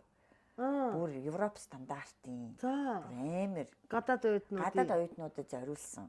Тэгээд Япон стилийнх биш. Тэгээд би чинь 1 жил орчим байна уу тэр юунд амьдарч байгаад гадуур нь жижигхэн байранд амьдарч байгаа. Тэгээд өстө бүтэн аплайд гэж юм чи нөгөө гадаадын евро оюутан зориулсан байна. Тэгээд өстө тэр дотор яринд орч чадсан л да. Дорхноо. Тэр бол бүр өстө маш том байр. Зөө. Тэгэл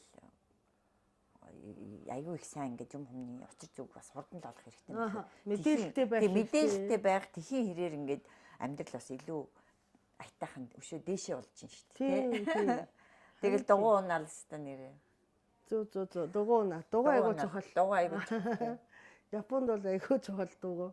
Токио чи яг хараа Токио ч гэсэн Осака ч гэсэндээ нөгөө метрогоор явдаг хүмүүс чи газар доорийнхан замын мэддэг хэрнээ яг газар дээр гарахаар зам мэддэг хүмүүс зөндөө байдаг. Япон хүн ч гэсэн Токиод насаараа амьдарсан ч гэсэн те хаашаа яаж явах нь мэдэхгүй хүмүүс зөндөө байдаг аахгүй нөгөө метро хөгжсөн болохоор газар доор явждаг. Тэгээ би бол хөдөөнөөс очиод шууд юугаар дуудсан ч одоо дугуйтай байх хэрэгтэйгээд дугуй аваад Токиог ингээд бүтэн тойроход бол Токиоч тийм том биш юм бэл. Оо за. Ер нь боломжийн дугуйгаар явхад метроноос гараад яаж явахаа мэдгүй байгаа бол монголчууд бол бүр аргагүй юм байна. Манай нөгөө нэг сэмпай охинтой битгаар юу яахгүй юу нэг Япон баши билүү нэг компьютерийн Осакагийн тийм нэг компьютерийн гудамж руу явдаг баатар бол хоёлаа явлаа. Нөгөөх маань нөгөө сэмпай учраас намайг дагуулаад тэгээд яваад тэр чинь айгүй олон экзитүүд байгаа шүү дээ. Тэгэл буугаал нэг экзитээр гараад ирэхгүй. Тэгсэн чинь нөгөөх чинь бүр шокнд ороод үгүй яг л Япон баши байсан юм да гэд ингээд идэв. Хоёлаа буудлаа хандуурсан юм уу гэхээр үгүй. Гэхдээ яг ингээл гараал ирсэн ч л байсан юм да гэдэг. Нөгөө гарц нь буруу Гарц нь буруу байхад тэр чинь өчнөө мянган гарц байгаа шүү Харин тий. дээ. Тэр гарцаа нөгөө цээжлээгүй зүгээр л дурын гарцаар гарч болдог гэж бодсон. ганцхан гардтай тэргийг анхаараа нөгөө дэлгүүрэн байждаг гэж бодсон байгаа байхгүй юу. Тэгдэггүй энэ ч гарцсан зөв юу гэхээр үгүй одоо гарцсан чинь тийм олон билүү гэж хоёр. Үгүй гарц чинь бас жоохон олон гэж би чинь бас яг нэг өмнө энэ тэнд яваад бас нэг жоохон метроны учрыг бас мэдвтер. Тэггүй гарцаал буруу тооцсон баг. Тэгээл буцаал хоёулаа доошоо ороод яг нөгөө тийм нэг тодорхой дэлгүүр байгаа ш. Тэр дэлгүүр дээр очихын тулд аль гарцсан үгээл хөгжилтэй бас болно шүү дээ. Япон. Тий А1, Б1 гэдэг янз бүрийн гарц тийм. Нүүн гарц байгаа. Нэгийг л андуурхад шал өөр газар гараад ирчихсэн шүү дээ. Гэхдээ одоо Японд очихлоо бас удсан биш үү? Их л өөр болж байгаа гэсэн тий. Тий, өөр болж байгаа юм билээ. Одоо тэгээ нөгөө Крудожин гэдэг тийм шүү дээ. Одоо нөгөө Туркийн дөрвөгсөд гэх юм уу? Одоо Туркийн нөгөө бага ястай юм юу юм. Тэгээд Японоор чинь Крудо гэд бичсэн байдаг. Турк паспорттэй. Гэдэг нөгөө өөр үндэсний хүмүүс бүтэн бараг сумыг бараг эзлэх хэмжээнд байна гинэ. Тинчээ. Тэгээ одоо гадаад хүмүүс ялангуяа одоо нөгөө би Англи Лондонд очиод гайхсан байхгүй юу? Жижигхэн дэлгүүрүүд чинь 8 нэрийн дэлгүүрүүд чинь бүгд энэтхэг тий эсвэл турк мөр гэх тий гадаад одоо ямар ч гэсэн цагаан аристан биш гэдэг байхгүй тий яг тэр шиг болсон билээ. Манай Япон бас гадаад хүмүүс маш их болсон юм. Жилээс жилд их. Зөв. Тэр үед бол бас тий яг одоотой харьцуулахад бага байсан баха айгүй л бол зүгээр статистик нь яадаг юм байгаа тий мэдээж ихсэн л байх нь л дээ тий. Тэр үед чи комбини дээр солонгос хятадууд их байсан шүү дээ. Ажилдаг байсан гэж. Тий. Одоо бол солонгос хятадууд харагдахгүй. Ямарс ингэж харах царайны гадаад хүн бэ гэсэн хүмүүс л үү? Ажил хийж байгаа юм. Оо, тэр үед ястаа тийм байгаагүй. Ингээд яг Япон хүн юм шиг л бараг тий.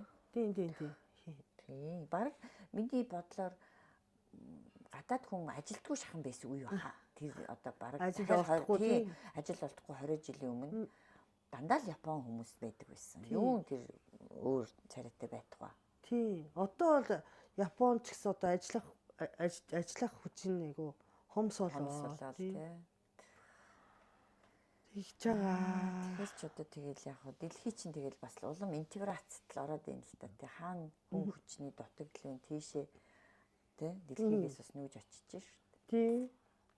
Их хурлын гишүүнд бэлэг өгч юм болт юм уу болтгүй юм уу? Хуулиар ямар байт юм уу? Тодорхой дүн байгаа. За. Тий. Тэр дүнгээс илүү гарсан бэлгийг болвол ийм бэлэг өглөө гэд бүртгүүлж өгнө. Тэгвэл тэр дүнд бол арай хүрхгүй.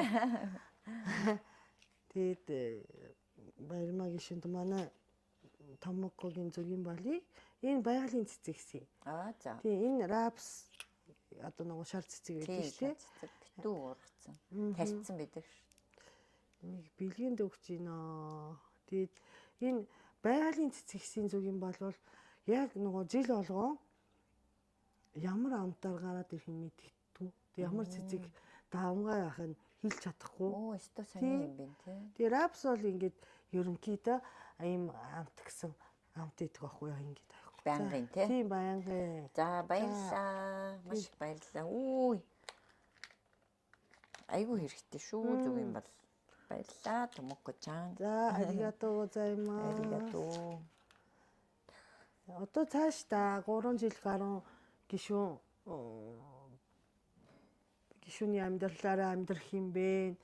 Тэгээ одоо энэ гишүүн байх хугацаанд яг энийг бол заавал хийж энэ удаагийн одоо дараагийн сонгуул хүртэл те энийг одоо хийж дуусгана гэсэн тийм зорьсон ажил байна.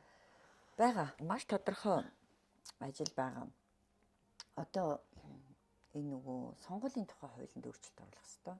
Ерөнхийдөө улс төр дэх мөнгөний нөлөөг багасгах хэрэгтэй. Тэгэхгүй бол бүхэлдээ энэ улс төр чинь нөгөө бохир байхын үүр уурхай их сурвалж ерөөсө тэр За тэгээ өөрөөр хэлбэл юу хэлээд байгааг бол нөгөө сонгуулиар сонгогдохын тулд тухайн одоо нэр дэвшигч эсвэл одоо санаархагч асар их хэмжээний мөнгө гаргадаг. Жишээлбэл 4 жил нөгөө тойргоо услана гэх те. Тэгээ тойргоо услах нэрийн дор одоо үнгүй бэлэг тараана, мөнгө хүртэл бүр тараадаг те. За тэгэл одоо мах шил тараана, гурил будаа тараана. Тэгээ энэ ингээд нөгөө юм тарааж ийн гэдэг чинь нөгөө мөнгөтэй хүнд давуу байдал үүсэж байгаа юм. Гэтэл мөнгөгүй мөртлөө нөгөө үнэхэрийн те мундаг одоо ийм асуудлыг ингэж өөрчлөмөр юм гэсэн өөрийн гэсэн үзэл бодолтой судалгаатай тэр хүмүүст нь мөнгө авахгүй учраас хижээ сонгогдож чадахгүй. Тэр энэ системийг л халмаар байгаа байхгүй. Тэгэхээр эн чинь бол нөгөө сонгуулийн клиентелизм гэж нэрлэдэг. Нөгөө өвөө аваа нэг ийм дүрэн байгаа даа. Тэгээ энийг бол ямар ч байсан бүр өөрчлөх ёстой гэж бүр миний бүр үндсэн гол зорилго. Тэр уг нь бол тийм хэцүү зүйл биш. Яг тэгвэл сонгуулийн тухай хуулинд байдаг байхгүй юу? Мөнгө тарааж болохгүй, бэлэг тарааж болохгүй, тий одоо үнгүй үйлчилгээ үзүүлж болохгүй, үнгүүгээр гадаад явуулж болохгүй гэд бүгдийн уг нь хоригдсан байдیں۔ Гэхдээ харамсалтай нь зөвхөн сонгуулийн жил эхлэмэгц. Тэгэхээр одоо бол чөлөөтэй байгаа. Одоо чөлөөтэй бүр чөлөөтэйгээр орох уу. Өөрөөр хэлбэл энэ 4 жилийн хугацааны 3.1 хагас жилдэн те 3 жил 6 сард нь болохоор чөлөөтэй хийж болно. Бүр өстө жаалж болно. Өнөөдөр ч би тэр бом төгрөг байвал тэр бом төгрөгч өгж болно. Хуулиар хориглоогүй. Сонин багц. Өөрөөр хэлбэл бараг л их логикгүй нь юу санагддаг гэхээр 12 сарын 31-нд те одоо сонгуулийн жилийн өмнөх 12 сарын 31-нд бүр бэлэн мөнгө хэдийг л бол хэдийг тараалаа. 1 сарын 1-ээс нь болохгүй. Ямар ялгаа байна те ганцхан хоногийн дотор жишээлбэл тэр энийг бол ерөөсөй болох хэвээр. 4 жил хориглох хэвээр. Ер нь бол яг 4 жил гэж байгаа боловч бүр үрд хориглох хэвээр. Тэгжээж сая нөгөө гарааных нь нөхцөл нь ижил байна. Тэгжээж нөгөө зөвхөн мөнгөтэй хүн сонгогддог биш. Тэ өөр бусад мөнгөгүй хүмүүс сонгогдох боломж нь нээгдэнэ. За тэгээд тэр их хэмжээний мөнгө зарцуулаад одоо сонгогдсон гишүүд чинь бас тэгээд нөгөө тойрог услахтаа зарцуулсан мөнгөө одоо буцааж олж авах гэдэг хардагддээ шүү дээ байнгын. Тэгээ тэр асуудал хүртэл байхгүй болно. Асар их хэмжээний мөнгө зарцуулж ороогүй хүн тэр зарцуулсан мөнгө олж авах гэдэг хардталт бол бас байхгүй болно гэсэн үг. Гэхдээ наад чи логикийн хувьд бас хууль бичиж гэж бодох юм бол бас хэцүү юм шүү дээ. Жишээ нь те манай анхаа те хинч одоо нэр дэвшин гэж бодохгүй байгаа шүү дээ энэ хүнийг те. Тэгсэн чинь гинт мөнгө төгрөг тарааж ихлээд одоо битүү 4 жил мөнгө тараачаад хинч энэ хүүхдийг нэр дэвшин гэж бодоогүй байсан чинь гинт дэвшчихээр тэр хүн одоо тэр хүнийг одоо яаж аюу хэцүү амаргүй байгаа хяналт. Тэгэхээр тэр хүн өөрөө мэдэх хэрэгтэй байхгүй юу? Одоо жишээлбэл 28 онд нэр дэвший гэж бодож байгаа хүн хэрвээ хуулиа харна шүү дээ. За үгүй хуулиар улс төрч хүнд юу хийж болохгүй юу гэдгийг хараад судлаад тэгээд ингэж болохгүй юм байна гэд тэр мөнгө тараах тэр ажиллагааг өгн хийхгүй байх хэрэгтэй байхгүй юу? Тэр хүн өөрөө мэдж байгаа шүү дээ дэвших хэсгээ. Тэрнээс л хамаарна. Дээрэс нь яг ярвихтай л да. 3 дахь этгээ дээр тараалгаад байхыг бас үүсэхгүй тий. Тэгээд 3 дахь этгээд ингээд тараагаад байгаа мөртлөө цаана нь одоо анхаа байгаад байгааг мэдээд идэг тий. Аюу хэцүү ийм бас нөхцөл байдал үүснэ. Анхаатай төстэй зурагтай тий бас тий. Тий тэгээ яг анхаа биш мөртлөө анхаа цаана байгаад идэг тий. Тэгэхээр яг энэ бүгдийг тэгэл ямар ч байсан л багасхын төлөө явна л да. Тодорхой хэмжээнд би бол багасна гэж бодож байгаа. Бас нэг айхгүй ч гэсэн аюу гэд үгүй шүү дээ. Гэхдээ одоо ингээд болно гэчихэр чинь зүгээр ямар ч айдас хүйтс байхгүй болохгүй хэрвээ та ингээд нэр дэвшгийг л хүсэж байгаа бол болохгүй гэчихэж байгаа. Тэгэхээр нэр дэвшгийг хүсэж байгаа хүн бол хийхээс айн тодорхой хэмжээнд. Тэгээ ил цагаан гэж ерөөсө битүү ингэж мөнгө төгрөг тарааж ингэдэг явдал нь яалтчгүй тодорхой хэмжээнд багасна.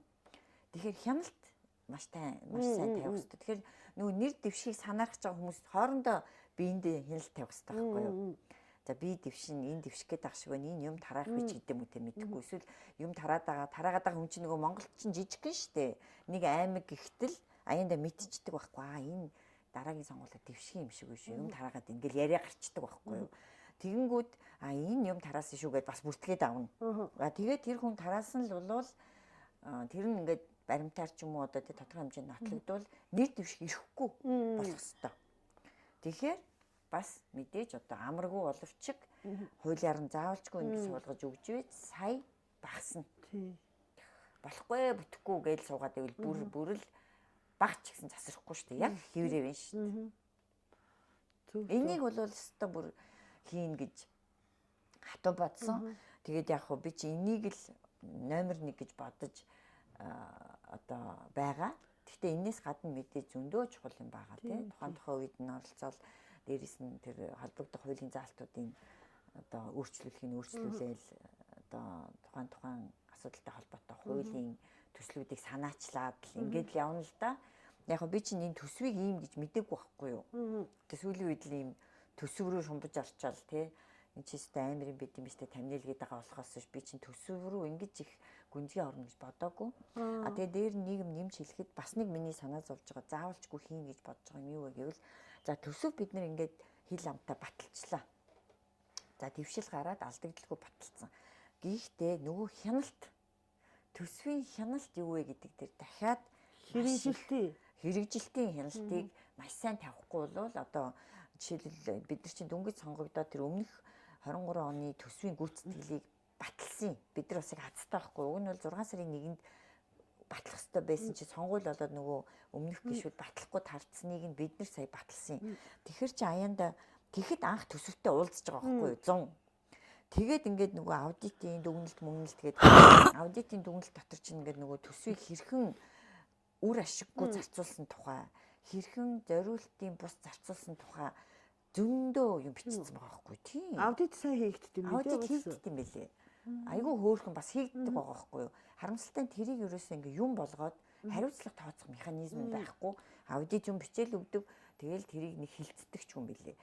Надад бол тэр айгүй сонирн байсан байхгүй. Би тэр гайхал хүү ингэсэн биш дээ энэ юу юм гээл. Жишээлбэл 74 тэрбум төгрөгийн илүүдэл бараа авсан байна гэж бичиж байгаа юм чи. Ганцхан жилийн дотор шүү дээ. Би тэгэл бас асуугаал тухайн үед энэ одоо ямар бараа юм бэ? Тамны хилээд алиач гээ. Дээрээс нь би бас бүр евро нөгөө бичиг явуулж ирсэн. Ерхий сайд руу энэ 74 тэрбумын тий илүү бараа гэж юу юм бэ? Энэ тал дээр надад бас хариулт өгөөч гээд. Тэгээд тэр 74 тэрбумын чинь 69 нь илүү нэг л яамн дээр байгаа шүү дээ уулуурхай яам. Тэгэхээр хяналтыг маш сайн хийх ёстой. Тэгэхээр одоо хоёр дахь бас маш сайн хийх ёстой зүйл юу юм бэ гэж бодож байна уу гэвэл яг төсвийн одоо зарцуулалтын хяналтыг маш сайн хийх ёстой байна. Одоо хууль эрх зүйн орчин бас бүрдсэн хэсэгтэй дутуу хөтөө юм байна уу гэдэг рүү одоо бас маш идэвхтэй орно судална. Тэгээд дутуу хөтөө зүйлээвэл дахиад хуулийн санаачилж оруулна. Тэг сайжруулахын тулд тэр чинь яг өнөөдрийн хүртэл нэг сайн явагдаагүй нь бүгд мэдчихэж штэ.